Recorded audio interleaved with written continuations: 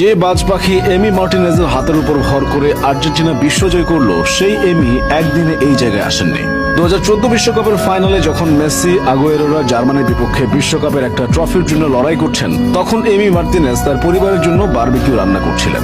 তার ঠিক 4 বছর পর রাশিয়া বিশ্বকাপের সময় এমি তার ভাইয়ের সাথে গ্যালারিতে উপস্থিত ছিলেন। সেদিন মেসিদের খেলতে দেখে তিনি তার ভাইকে বলেছিলেন, 2022 বিশ্বকাপে আমি দলের গোলবার সামলাবো, দেখে নিও। হয়েছেও তাই। ইতিহাস সৃষ্টি করে সামলেছেন গোলবার। বিশ্বকে দেখিয়ে দিয়েছেন তিনি আসলে কে। তার প্রতি করা সকল অবহেলা তিনি ফিরিয়ে দিয়েছেন জয়ের মালা দিয়ে। অথচ তার গল্পটা কিন্তু এত সহজ ছিল না। কৈশোর শেষে যোগ দেওয়া ক্লাব আর্সেনালে অবহেলিত হয়ে পড়েছিলেন তিনি। সেই এমি মার্টিনেজে এখন বিশ্বমঞ্চে আর্জেন্টিনার নায়ক, গোলবারের অতন্দ্র প্রহরী। 2012 সালে এমি যখন ইংলিশ ক্লাব আর্সেনালে যোগ দিয়েছিলেন, তখন তার বয়স ছিল সবেমাত্র 17 বছর।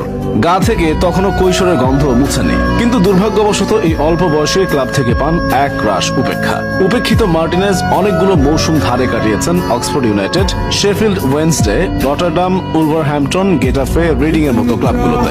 অবশেষে 2020 সালে অবহেলিত এমির সুযোগ আসে, তাও আর্সেনালের নিয়মিত গোলরক্ষক বার্ন্ড লেনোর চোটের সুবাদে। সুযোগ পেয়ে নিজের জাত চিনিয়ে একের পর এক ক্লিন শট, দুর্দান্ত অতিমানবীয় সব সেভ করেও মৌসুম শেষে উপহার পেলেন সেই চিরচেনা উপেক্ষায়। ক্লাবের পক্ষ থেকে ভালো খেলার সবচেয়ে বড় পুরস্কার ছিল আর্সেনাল তাকে বিক্রি করে দেয় অ্যাস্টন ভিলার কাছে। অ্যাস্টন ভিলায় যোগ দেওয়ার পর আর্জেন্টাইন বাজপাখি স্কাই স্পোর্টসকে দেওয়া এক সাক্ষাৎকারে আর্সেনালের উপর কিছুটা ক্ষোভ প্রকাশ করে বলেছিলেন, আমি এখনো আর্সেনালের সবকিছু ভালোবাসি এবং তাদের খেলাও দেখি। কিন্তু আমার মনে হয়েছিল আমাকে যেমন বিশ্বাস করার কথা, তেমন বিশ্বাসটা তারা আমার প্রতি কখনোই রাখত না।